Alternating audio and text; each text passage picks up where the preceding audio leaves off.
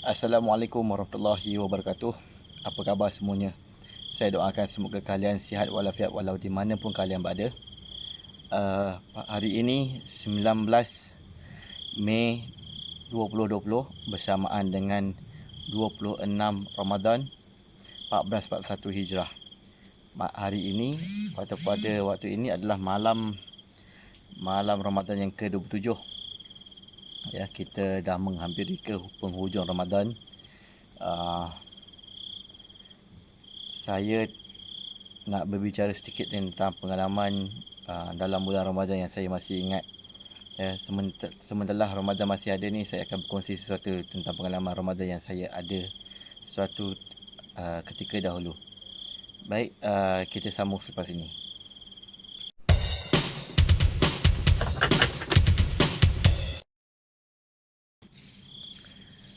Saya sedang berada di luar rumah, sedang memerhatikan unggun api membakar sampah di laman rumah. Baik, cerita ini berlaku beberapa tahun yang lalu. Waktu itu dalam bulan Ramadan, saya sering berbuka puasa di pejabat. Lebih tepat lagi di Masjid Asyakirin, KLCC. Masjid Asyakirin berdekatan dengan pejabat saya. Jadi saya sering berbuka puasa di sana sebelum saya pulang ke rumah. Jadi waktu itu ada satu perkara yang menarik berlaku pada saya setelah selesai solat tarawih pada waktu itu. Saya sambung sekejap lagi. Api perlu dijaga, jadi saya kontrol api sikit tadi. Okey, peristiwa menarik itu adalah begini ya. Waktu tu saya dah selesai solat tarawih, jadi saya melangkah pulang ke pejabat. Sambung kerja di pejabat sehingga selesai lebih kurang dalam jam 11.30 malam begitu. Jadi memang macam itulah rutin saya di pejabat pada waktu itu. Saya akan pulang ke rumah selepas saya selesai kerja di pejabat. Jadi mudah ya. Hari bulan puasa saya buka puasa di Masjid Asyakirin. Saya akan berada di sana sehingga solat Isyak dan solat tarawih. Selesai solat tarawih, pulang ke pejabat. Selepas pulang ke pejabat, siapkan kerja lebih kurang dalam 2 jam, 3 jam, baru saya pulang ke rumah. Jadi pada malam tersebut saya berasa lapar sebelum pulang ke rumah tu. Jadi saya berjalan kaki nak ke kedai dekat Wisma Central, kedai mamak lah. Dalam perjalanan kaki tu saya melintas jejantas, dan di bawah jejantas tu saya nampak ada tubuh badan seorang lelaki yang sedang baring. Seorang lelaki tua yang sedang berbaring di bawah jejantas. Saya terus terlintas daripada fikiran saya pada waktu itu, ini pasti gelandangan lah ya, yang tidur di bawah tu. Dan saya dapat lihat secara jelas juga kerana di bawah jejantas itu, dekat kawasan jejantas itu ada lampu jalan. Jadi dapat lihat dia tidur dengan nyenyak. Cuma yang mengganggu fikiran saya adalah, apakah pak cik ini, sebab dia orang tua, apakah dia tidur dalam keadaan lapar? And walaupun saya tahu Masjid Asyakirin buat buka puasa dan juga buat moreh selepas tarawih. Jadi cuma saya tak pasti pak cik ni lapar ke dan sebagainya, tidur dekat bawah tu kan. Sedangkan pula saya ni yang lebih muda berjalan melintasi dia sedang baring menuju ke kedai makan. Perasaan saya berbelah bagi, sama ada saya nak bagi duit untuk dia ataupun saya pergi makan dulu. Tapi saya ambil keputusan untuk makan dulu dan saya tinggalkan pak cik tu di situ. Selesai saya makan di kedai, saya pun melangkah balik ke pejabat dan saya berharap saya dapat jumpa pak cik tu. Saya harap dia ada lagi lah kat tempat yang dia tidur di bawah jejantas tadi. Jadi bila saya lalu, ya memang betul dia masih lagi tidur di situ. Dan sebenarnya bila saya menghampiri dia taklah tidur, dia sebenarnya sedang berbaring-baring. Dan dia perasan langkah kaki saya menuju ke arah dia, lalu dia pun duduk. Dan bila saya nampak dia, saya pun bagi salam lah, Assalamualaikum pak cik. Pakcik dah makan ke? Saya tanya macam tu. Jadi pakcik tu pun jawab, Waalaikumsalam. Kata, pakcik belum makan lagi. Jadi saya pun keluarkan beg duit, dompet saya. Saya keluarkan beberapa keping wang. Saya nak bagi pada dia. Tapi saya terkejut pula bila dia tolak pemberian saya tu. Saya pun tanya dengan dia, pakcik kata pakcik tak makan lagi. Ni ambil lah duit ni. Boleh dah pergi makan. Saya cakap, ada kedai kat depan tu, kat tempat Wisma Central lah. Tapi dia kata kat saya, pakcik tak makan tapi pakcik tak lapar. Jadi tak apalah, nak simpan lah duit ni. Dan dia bercakap dengan saya dalam logat utara. Jadi saya pun cakap utara dengan dia lah kan. Pakcik ni siapa nama? Orang mana kan? Dia kata pakcik ni nama Yusof. Nama pakcik Yusof, pakcik daripada Kedah.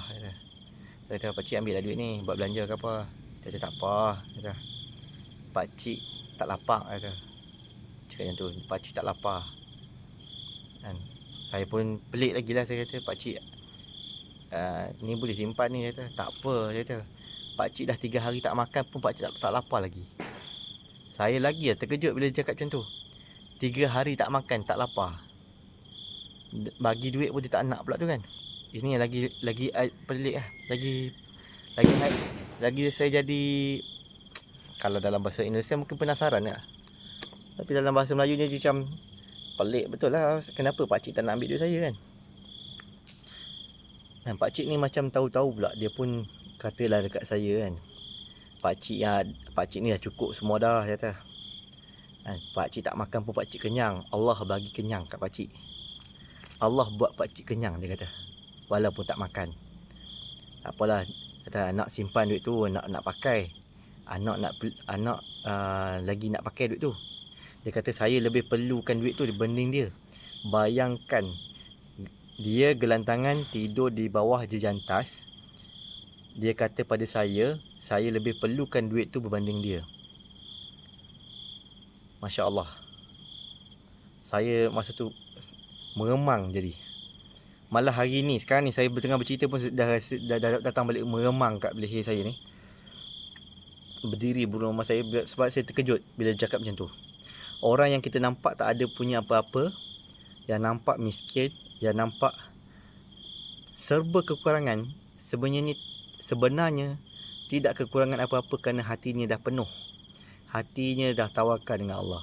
Subhanallah. Berkali-kali jugalah saya cuba pujuk pakcik tu nak bagi duit kan? Tapi pakcik tu tetap menolak. Jadi saya pun apakan daya. Jadi saya pun bersalam dengan dia. Lalu saya pun melangkah balik ke ofis. Dan dalam langkah saya tu menuju ke pejabat saya, nak ambil barang-barang sebelum balik, bermacam-macam yang saya fikir. Saya jadi insaf pada diri saya sendiri. Sebab saya rasa macam saya telah dipukul dengan satu kebenaran, bahawa selama ini saya yang banyak risau. Saya risau nak tidur dekat mana. Saya risau duit saya tak cukup. Saya risau kerja saya tak siap setiap malam. Saya banyak kerisauan. Sedangkan saya tahu benda tu tak kekal pun kan? Sampai masa nanti saya akan tinggalkan semua tu. Saya akan tinggalkan kerja saya. Saya akan tinggalkan anak-anak dan isteri saya. Tapi kerana terlupa, saya menjadikan kerisauan itu satu benda yang saya kena usahakan setiap hari. Bersungguh-sungguh pula tu sampai terlupa bahawa yang lebih penting pada saya pada itu adalah saya bertawakal pada Allah setelah saya usaha. Untuk orang yang tidak ada tempat tidur, untuk orang yang tidak ada duit untuk membeli, untuk orang yang tidak makan selama 3 hari, dia telah berjaya menyedarkan saya bahawa apa yang saya ada pada hari ini dah cukup sebenarnya. Dah cukup.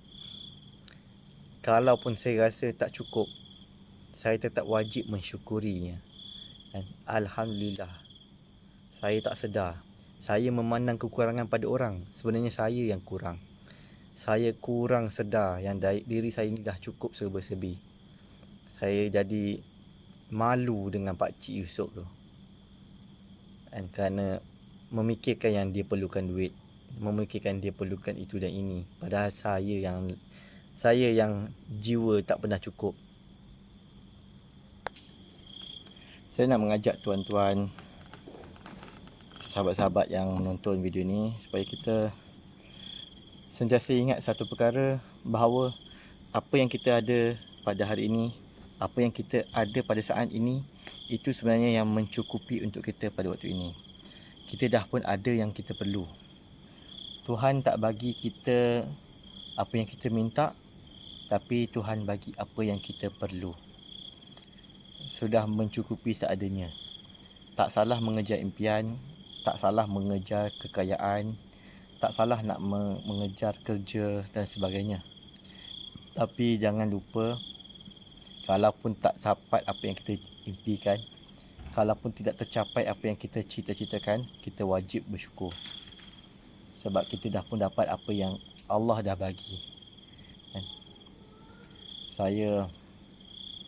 Saya akan ingat kisah tu. Saya pernah tulis pun kisah tu.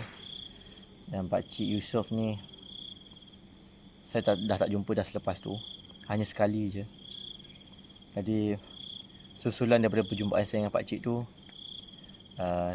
saya tak lama selepas tu saya ikut rakan-rakan pergi ke ni lah, keluar tabligh 3 hari kan. Kita selalu rasa kita dah beri yang secukupnya pada Allah kan. Kita rasa ibadah kita solat 5 kali setiap hari itu dah cukup. Sedangkan kalau nak balas nikmat Allah tu terlalu jauh lah kan. Hidup ni bukan hanya untuk diri kita, kita kena usaha juga agar kita boleh beri manfaat kepada orang lain. Dan kadang-kadang manfaat itu tak semestinya dengan beri wang ringgit. Memberi nasihat pun jadi manfaat pada kita. Menyampaikan dakwah dalam nasihat yang baik. Baik, itu saja perkongsian saya pada hari ini. Kita sama-sama usahakan sesuatu yang baik untuk hari ini dan hari seterusnya. Mudah-mudahan Ramadan yang ada tinggal beberapa hari ini dapat kita manfaatkan agar diri kita menjadi lebih baik pada masa depan. Ya, seperti yang saya pernah cakap sebelum ni, Ramadan adalah bulan latihan, bulan di mana kita mendidik diri kita supaya kita ada norma yang baru selepas Ramadan. Dalam Ramadan inilah kita banyak membaca Al-Quran, menjaga solat di awal waktu, banyakkan sedekah. Maka dalam bulan-bulan yang lain kita teruskan amalan-amalan yang baik tersebut agar menjadi normal pada diri kita, insya-Allah. Aqulu qauli hadza. Terima kasih kerana menonton. Assalamualaikum warahmatullahi wabarakatuh. Terima kasih kerana menonton video ini. Anda boleh tekan button subscribe di sini dan anda boleh tonton video seterusnya di sini. So jumpa anda di video seterusnya.